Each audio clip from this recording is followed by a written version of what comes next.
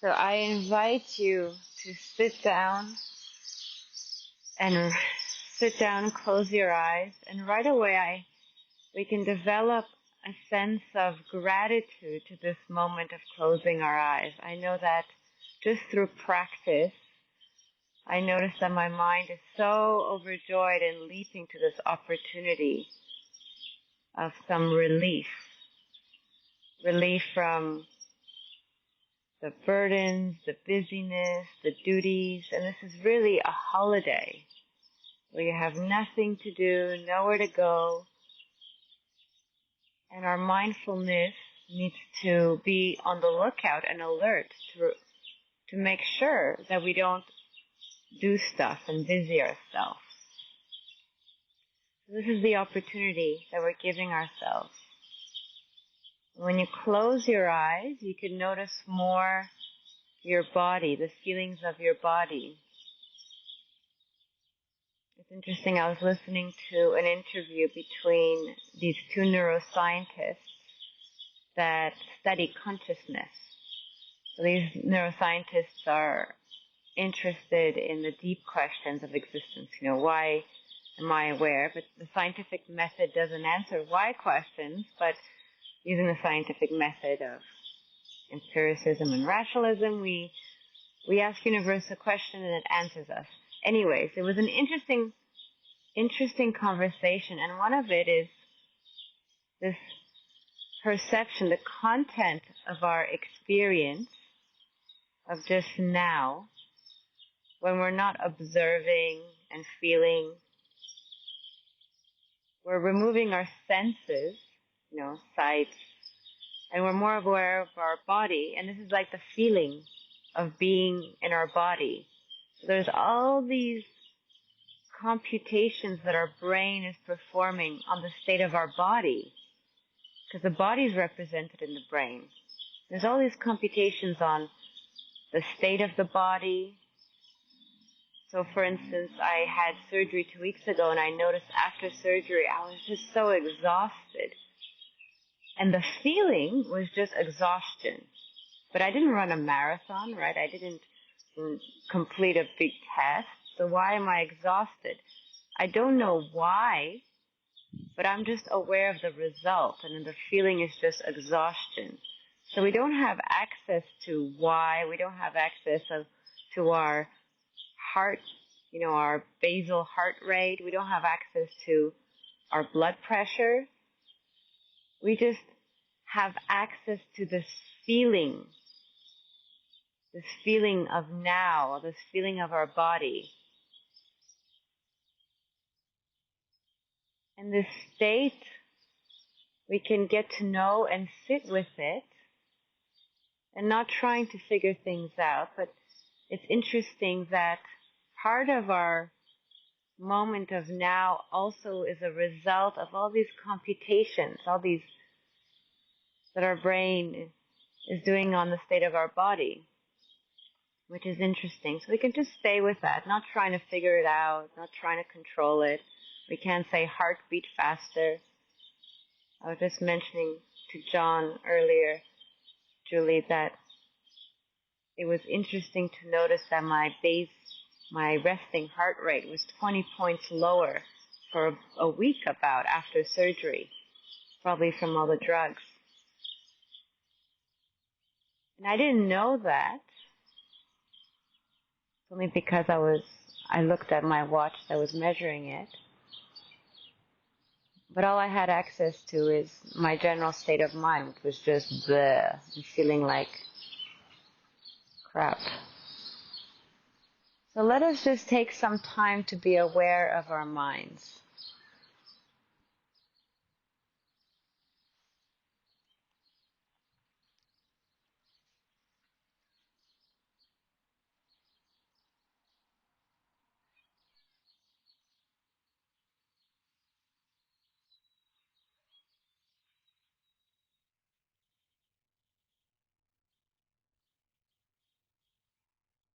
Just feeling our state of mind. So whether you biked or walked,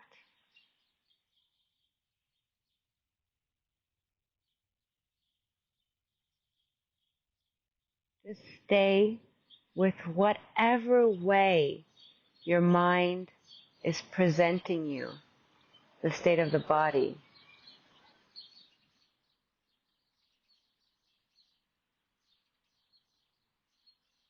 So, in summary, I think I started too early, but our body is represented in our brain, and we don't have access to our heart, our resting heart rate, our blood pressure, our blood oxygenation. We just have awareness of the feeling of our body. We just have access to this qualia, the state of our body, the state of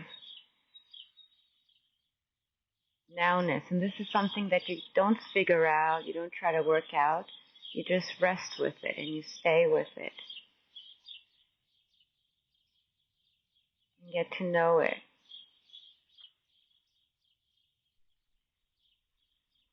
So if you've biked here, you notice your heart rate could be increased. Maybe if there's some hip issues, you may notice some discomfort.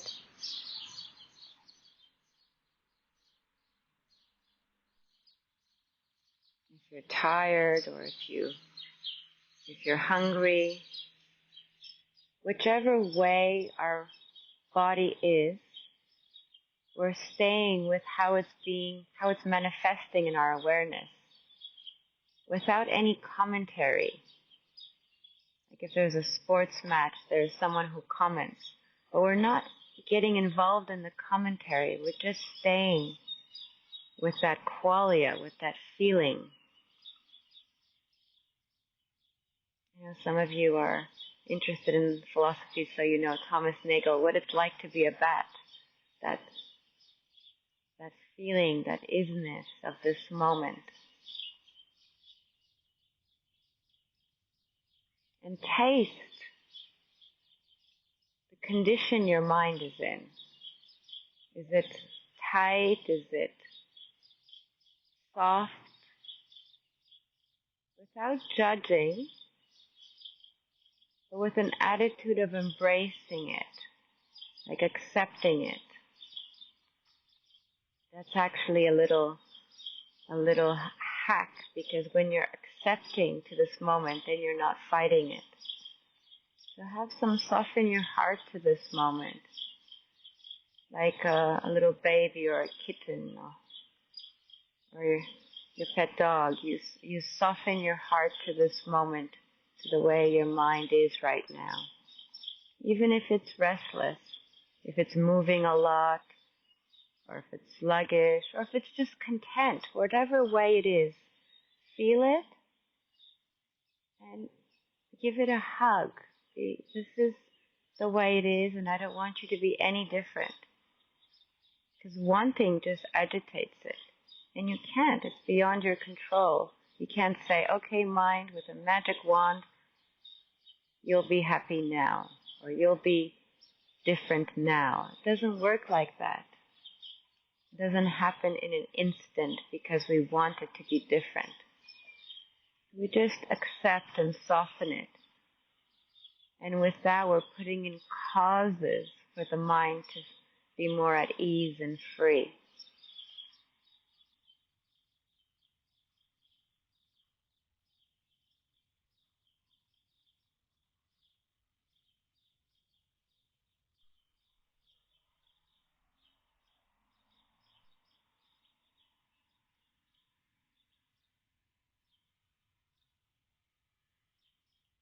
You may notice perhaps your breathing.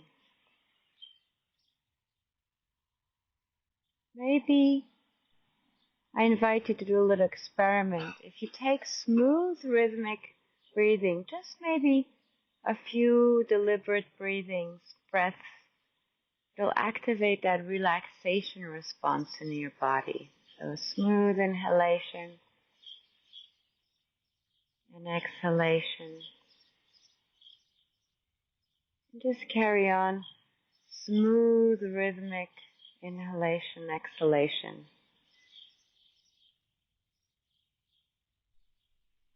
So inhale exhale, and you can be aware of your heart area. The research shows that this smooth, there's many different research on different types of breathing, but just a little bit of that has been shown to activate that relaxation response and actually makes your prefrontal cortex, that part of the brain that correlates and that involves processing more executive functions. Anyways, it's good. It's good for your brain and good for your mind. And notice how it feels for your mind. And then you can go back to normal breathing. But many benefits just in the beginning to do some deliberate, smooth inhalation and exhalation.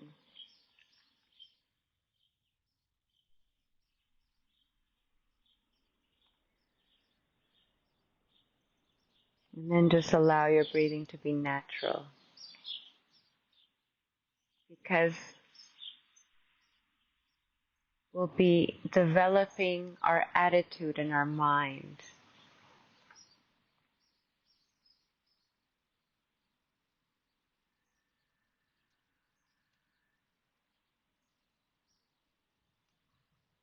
So similarly, when you enter a dark room, it takes time for your eyes to adjust and notice the different shapes in the room and what there is. The same in the beginning when you close your eyes. It takes some time for you to become more aware of your mind and be more aware of the state, the quality, the texture, the condition of your mind, and also the movements in the mind, and then learn through cause and effect how the movement of your mind affects the quality and texture of your mind. So here we're observing and then practicing this non-doing, this acceptance, this stillness and contentment. And then through this process, the mind becomes more still, clear, and open up. But this takes time. So at the start, you may deliberately decide. This is something I was noticing, especially the last few days, just from the contrast of when I was on retreat, it was so easy to just sit and meditate, and then coming home and having a lot of obligations and kids and distractions, the mind can get easily swept up by the environment around me. So it takes that deliberate decision. Okay, now is meditation time. Now is the time to just be, to close the door, put aside all the things to do, what you're going to do after this sit today, what your kids or family or friends or whatever other plans you have. And now is the time to cultivate and develop this inner freedom. Because if we don't, the mind just keeps rolling like that hamster wheel. It just keeps doing the same thing. Busy, busy. And we never truly experience the depth and profundity and stillness and beauty and happiness of the mind when we let go and we allow it to be still. So having that direction in the beginning of the sit, okay, I'm just going to stop and relax. And that conditions your mindfulness, because it's not the ego that does the meditation, it's the mindfulness. The mindfulness just stops, lets go. So that conditions the mindfulness, the guard. Now I'll be in the present moment. And if I notice through habit the mind wanting to think about this or that, I just stop and go back to being present. We're doing the body scan, going back to being aware of the body. And we just have to practice, and then the mind will change all by itself. So it's not something to figure out or to read in a book. It's something to practice and experience the results. Because the mind changes.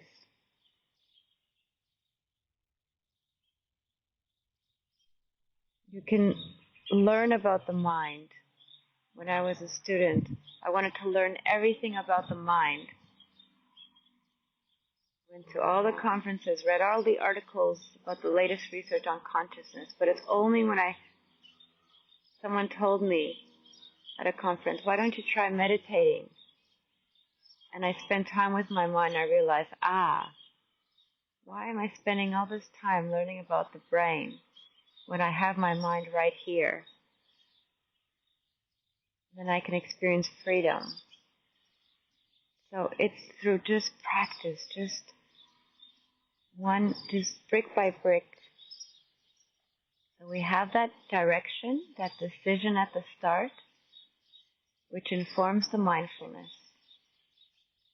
And it's not through will or through force, it's just noticing and then just stopping, not going there. Like as a kid, maybe we used to play with Barbies or trucks, and now it's just we don't go there anymore. It's not interesting.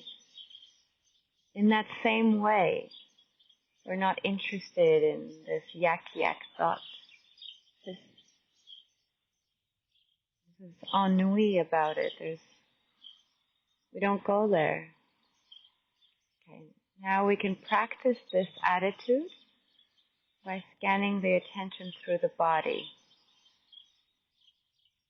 The body is something that's present and it has a benefit of relaxing our mind and also cultivating this attitude. And it'll allow the mindfulness to grow also. So notice your toes. Do you feel any sensations in your toes? And just feel it. How does it feel? And then soften your heart to however your toes are feeling in this moment. Maybe it's the temperature, or the breeze, or the socks. Just being aware of the toes. And then being aware of the ball of the foot.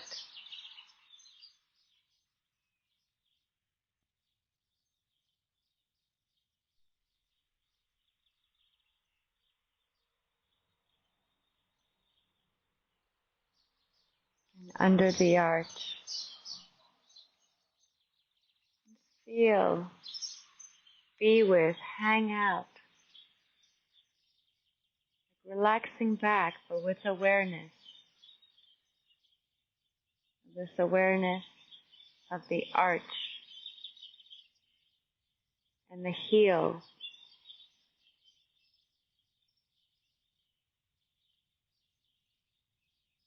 Maybe the heel in contact with your shoes or the breeze.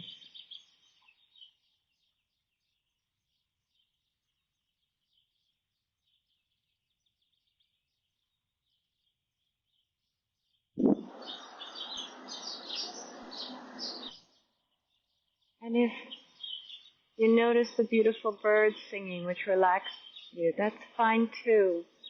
So notice that we don't want to do any selfing. That comes from ego. It's our sense of self that manifests in commentary, self-talk, speech, this inner speech. It just wants to say, here I am. It's just that ego. It's not invited in this meditation. Because we can't have freedom if there is the ego. We can't have this release and peace of mind if there's that selfing going on. So notice if there's any mental chatter or this movement of the mind, even this control of wanting to pay attention a certain way or whatever it is, any kind of tightness of the mind, just release that. That's all just coming from this delusion of self.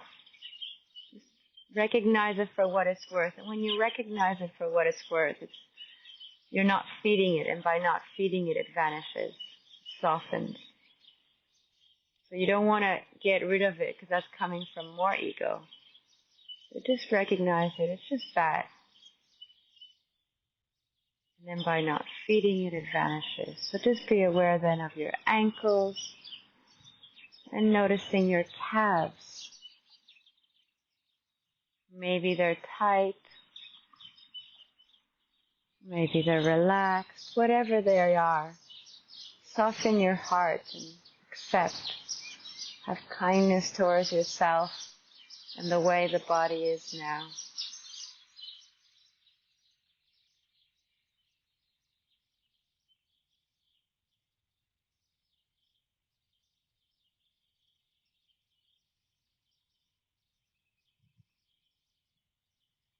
And being aware of the knees.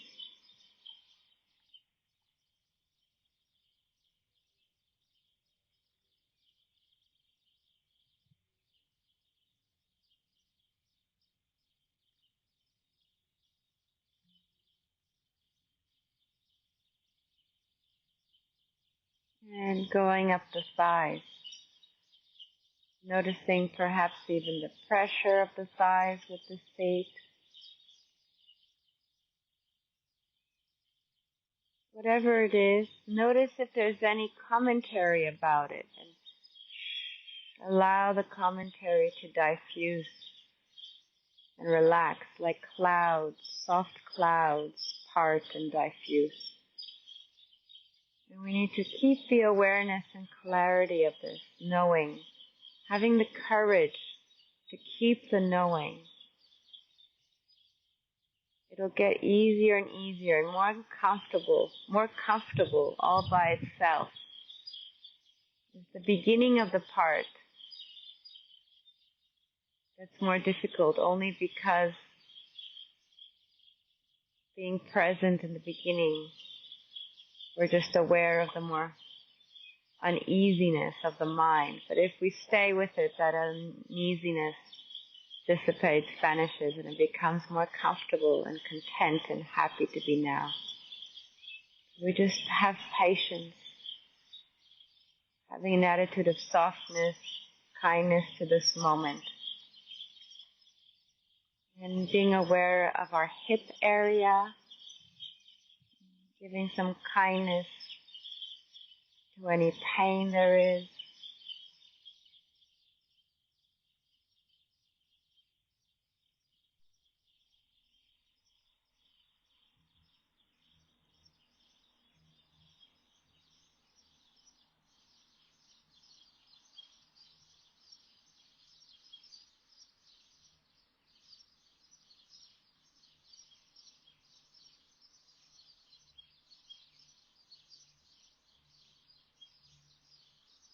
Going up the back, noticing the lower back.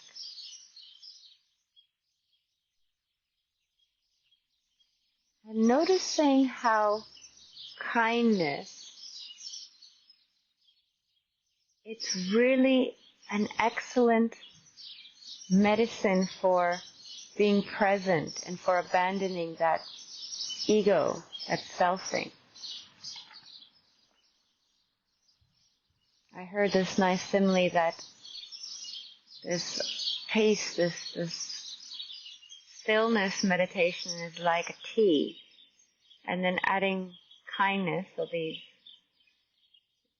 divine abodes, these kinds of meditation where we add that intention of kindness, compassion, equanimity, and sympathetic joy. It's like a medicinal tea because it really undermines the ego, because it can't exist if we have that kindness. That's why there's that resistance. The resistance just comes from the sense of self, because it doesn't want to vanish. That's why people don't want to be kind. Because by being grumpy, then at least the ego exists. So here, you can try, just as an experiment, deliberately soften your heart. Maybe put a little smile on your face. Embrace and pretend to hug this moment. Mind, body, whatever state you're in now, whatever state I'm in now, whether there's pain, discomfort, however the day has been, whatever the day will be, whatever my life is in this situation, I totally accept. You can be this way for the rest of my life, and I totally accept you, and have some kindness to it. It's okay. It's not saying that you approve, it's just giving some kindness that it is what it is at this moment while we're sitting. And by fighting it, we're just creating unnecessary suffering. So we're going to wave the white flag and surrender to this moment, to this mind. And there's no problem in this moment for the next little while we're sitting here in this park. We give up.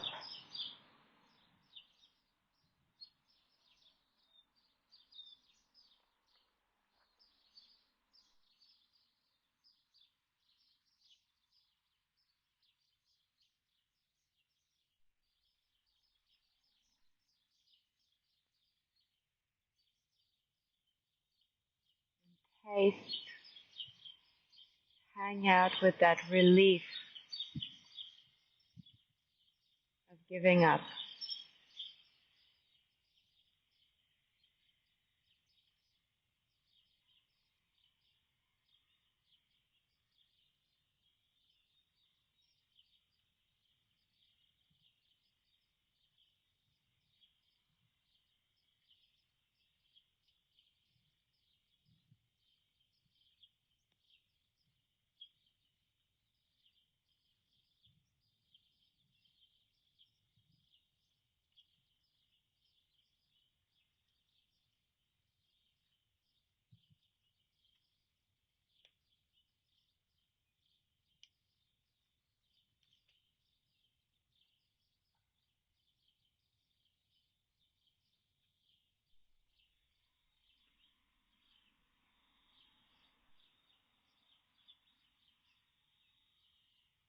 And when we give up control, it's actually giving up of that sense of self, that sense of ego. It seems to be the theme today.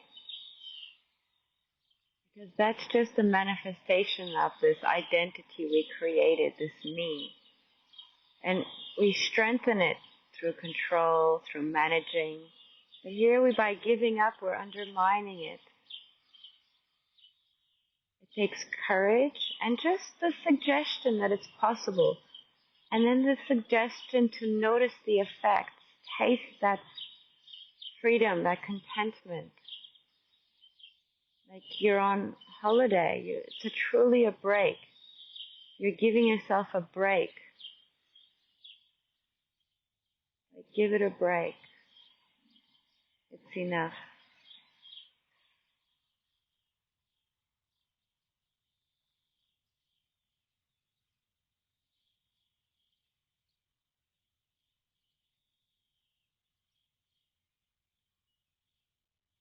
Whole practice of meditation is really just that. It's just stopping. It's just being.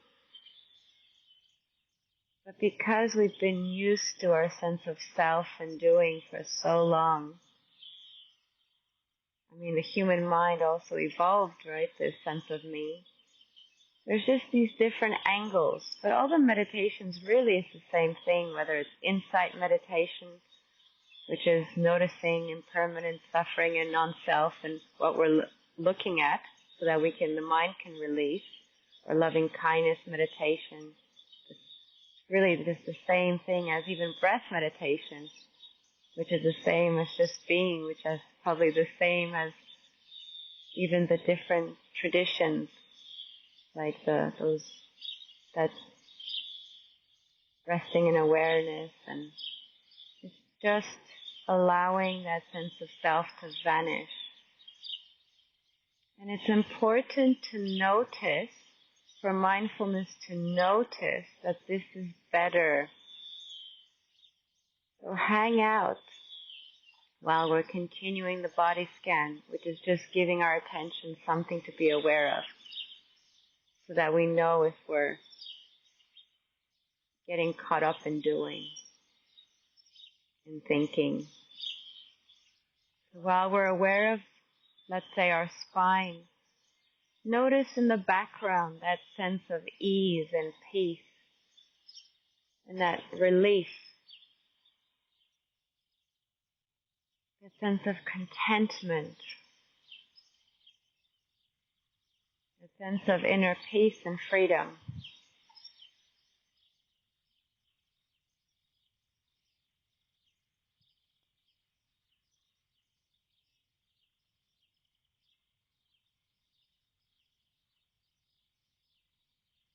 Going up our spine and being aware of our shoulders. So I'm noticing my shoulders are tight. In whatever state they are, we allow it to be. We don't want it to be different. We just stay and be with it. And it's practice, practice.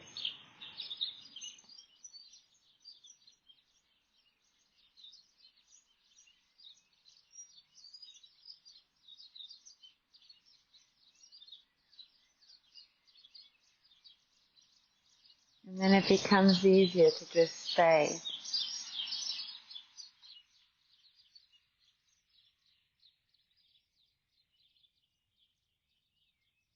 I want to encourage that it's not something cerebral to figure out, the meditation, like figuring out a puzzle or thinking something out, because that comes from a sense of self and control and doing.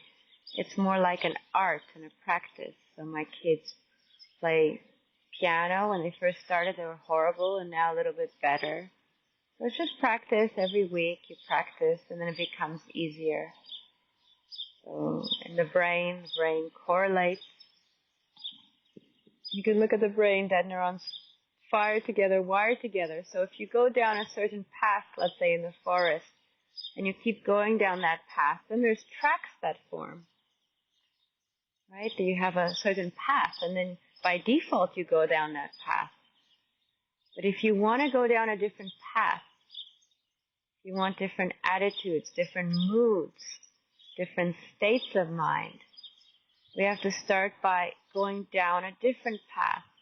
In the beginning it takes more attention, more alertness, but we just keep at it, keep practicing, and then the path, there's actually structures, more synapses form.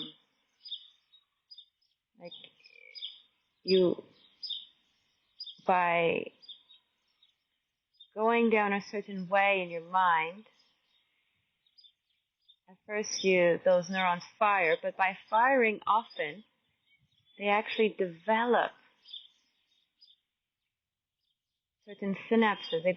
It changes the structure of the brain. And then you can see that even in studies, people meditate and then parts of the brain become thicker. There's a lot more structures laid down. But I want to encourage you that it's just through practice and not through willpower of figuring things out. And this is very important. I know I was confused in the beginning, and I was trying to figure things out when I first started to meditate, but it's going the wrong path. That leads to headaches. It's an art of vanishing rather than something to figure out. It's a practice. So being aware of the shoulders and having this kindness and being aware. And you know you're going in the right direction because you feel you have that compass in your mind, the compass, that peaceometer, that it feels right. Your mind feels more at ease. You feel more content. Put aside the thinking, put aside the figuring out. Like you want this peace to be part of your baseline level of happiness, of your baseline level of your mind.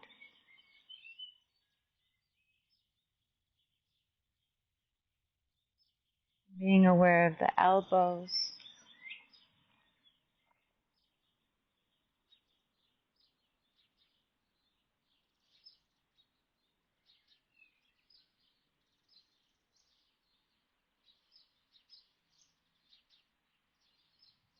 going through the arms, the wrists,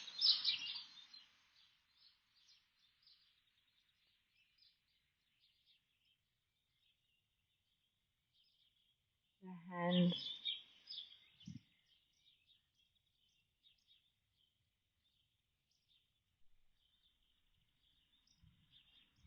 finger, the thumb, the second finger, third, fourth, fifth. And notice any subtle sense of ease.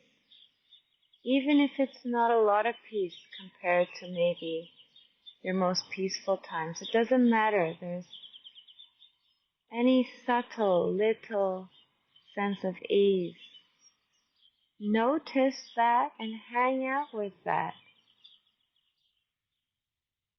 And this time spent abiding in any subtle sense of rest and contentment is better than spending time in mental activity. Like we're watering the flowers of the mind.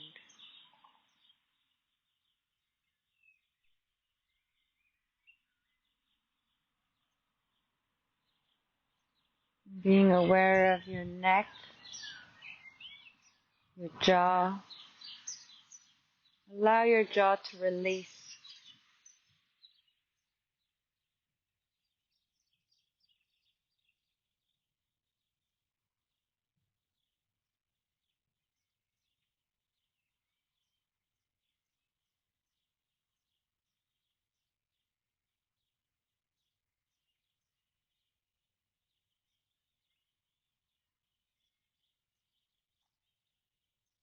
Notice any tension around the eyes.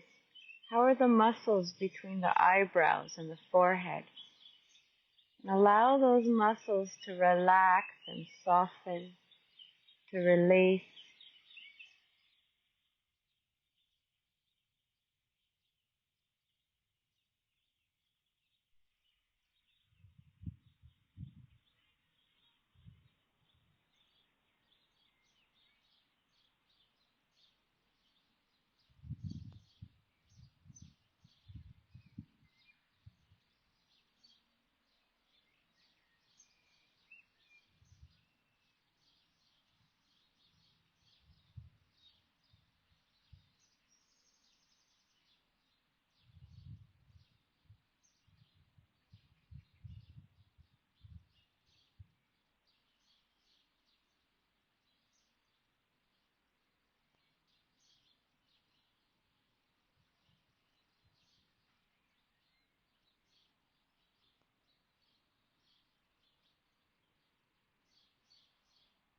Don't try to do the meditation of figuring out. Just give up. Be patient and wait. You're not needed for meditation. The you, the self, it's not needed. It doesn't come from the self. Self doesn't do it.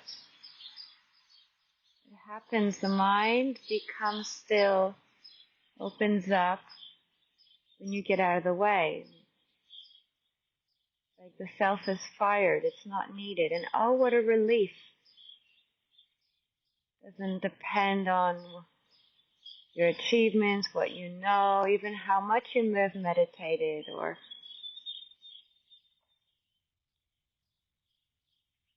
your schooling, education. It's that courage to leave it alone, surrendering to this moment, not to something, just to the mind, to this moment, surrendering the sense of ego and self. And notice the heart softening, the subtle, the state of mind. Is it becoming more subtle? The texture of mind, more free, less cluttered, more empty. Empty of mental rubbish.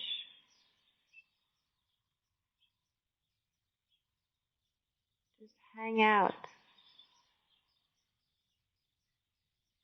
They're all words. The words are just pointing for your own mindfulness to notice your mind.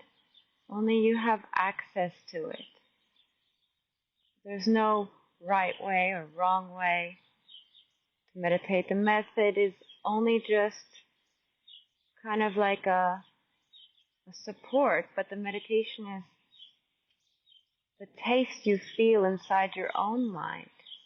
And only you have access to it, and only you know if it's leading in a direction of inner freedom, lessening of burdens, lessening of suffering.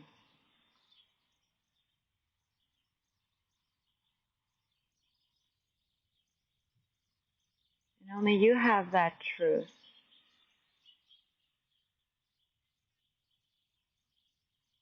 So just stay with that moment.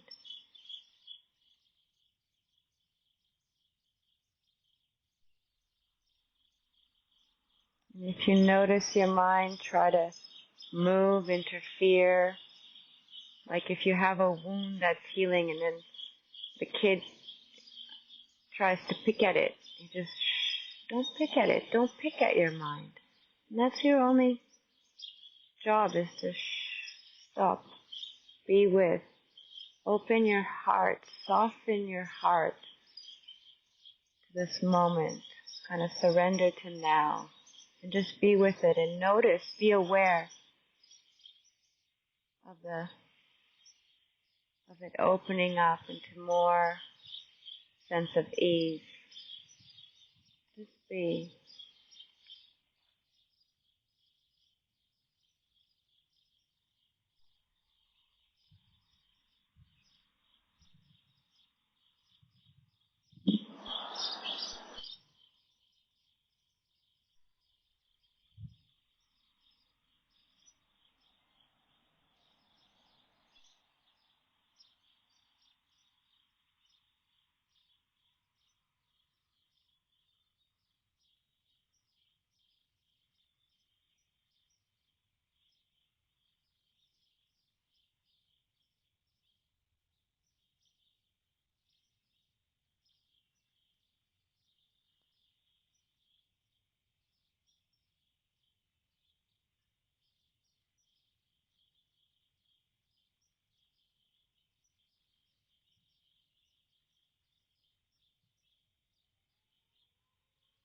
If your mind picks up that mental rubbish, why is it going there?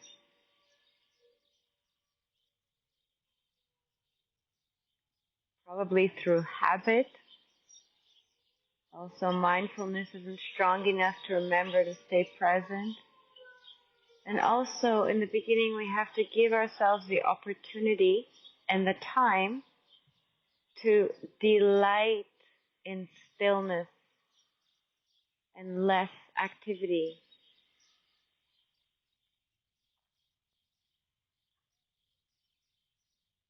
So this is another important thing to notice, is the mind needs to enjoy. And we're transitioning from getting involved in the five senses, right? Because that's what we're used to most of the day, right? We exist and we delight in activity, seeing, also the five senses. So there's a transition period. This is very, very important to understand that this is where most people stop meditating, is that it gets perhaps boring and they go back to what they're used to. And it takes courage, patience, but also knowing that there is a possibility of a deeper, more fulfilling happiness, contentment by being free from all this, from stillness. And then that just, it's like a snowball rolling downhill. It gets more bliss than anything of the five senses can give. But it starts in the beginning just through patience and appreciating and really valuing any sense of relief.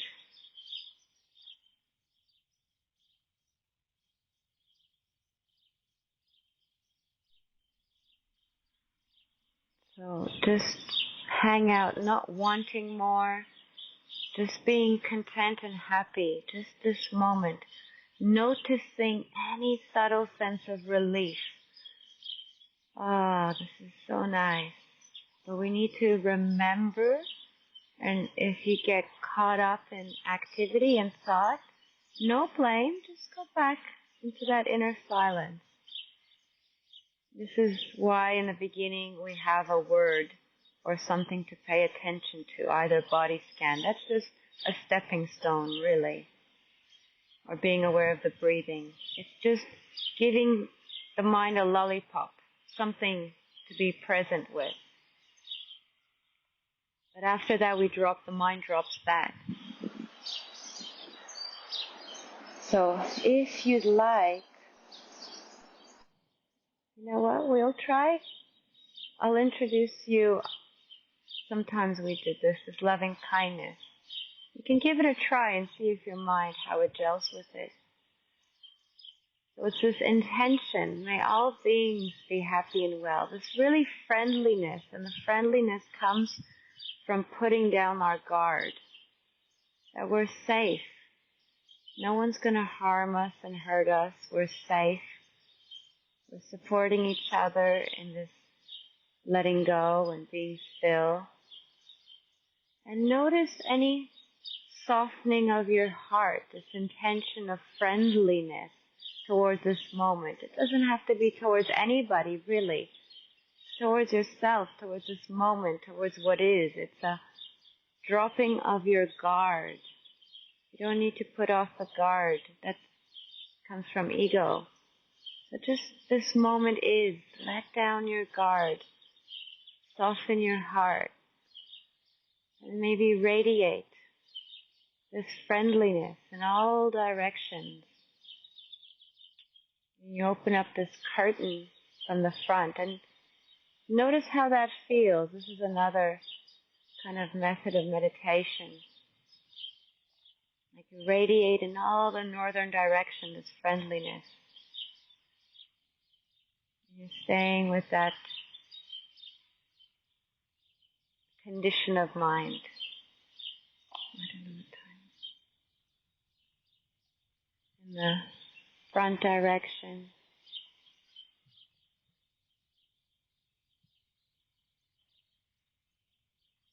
And do you notice the texture in your heart? And who's benefiting? You are. So basically you're allowing yourself to be at ease with yourself.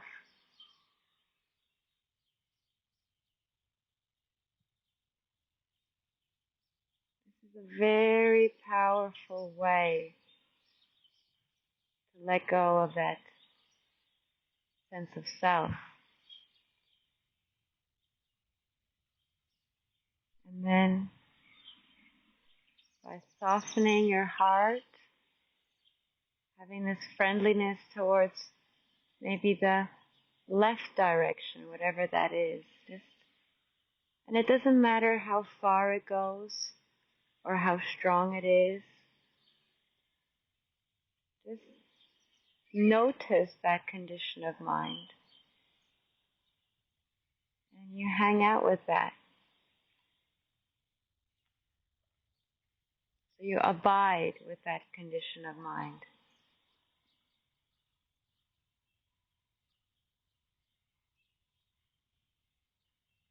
And as we practice, it's less of a doing, but more with a being. And then the right side. Notice you have that friendliness, that kind of direction for yourself, all putting down the guard and this friendliness that all beings be happy, free from suffering, this well-wishing are on the right side, including yourself, and opening up the curtains, just allowing that friendliness to go however far it wants to. Doesn't matter, no judging how far it goes, how strong it is. Just that it's there.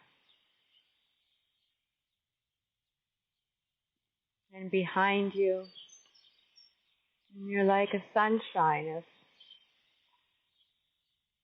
well-wishing throughout your whole body and your heart and this condition and texture of mind.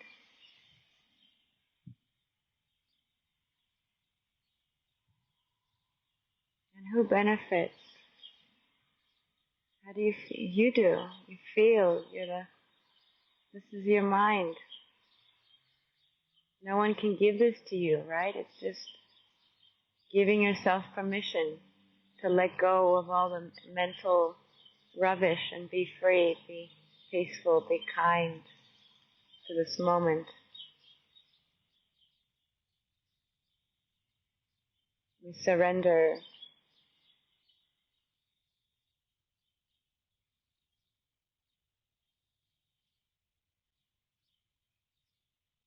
Just hang out and be with that friendliness, that kindness, whatever. These are just words, but you feel that softness, that warmth, that it's a reality for you. Just hang out with it. Be still with it.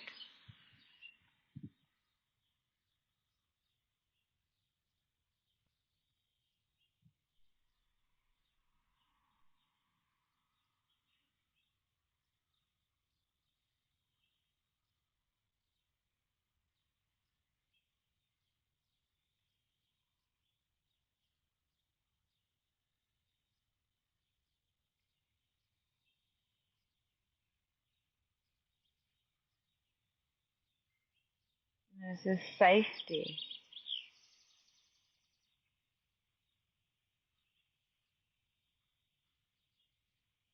How does the mind feel now compared to when it first came?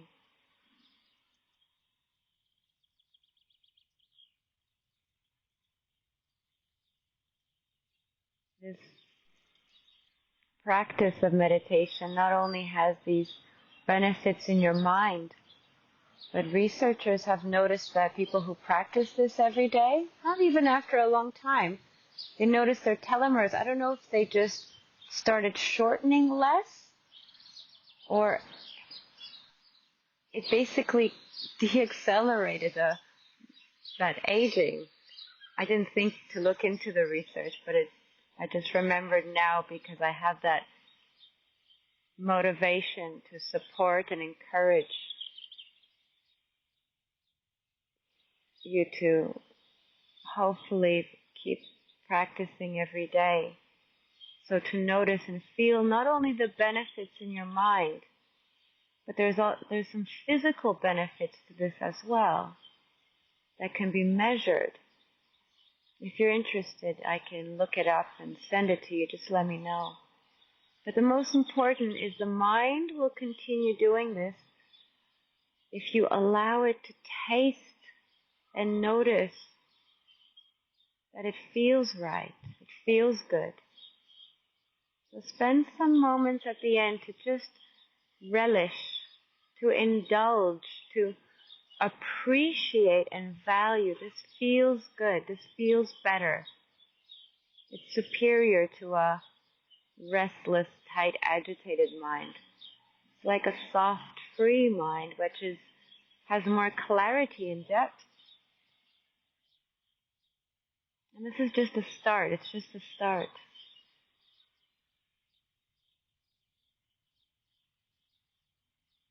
There's many people that are interested in is there a human potential? People call it awakening. Is there an end result?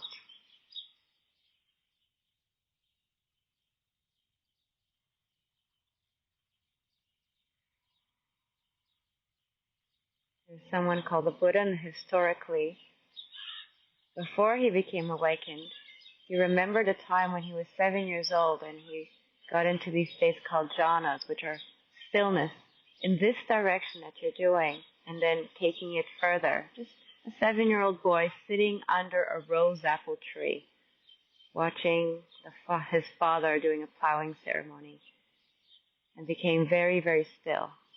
And then when he was older, he remembered when he was struggling, before he became awakened, he said, he recalled that time when he was 7 years old and said, could that be the path to awakening? He realized it was, and then that's the direction that led to his awakening. So just as a perhaps, this inner stillness, freedom you feel, what happens if we continue developing, cultivating? Whenever you're ready, you can open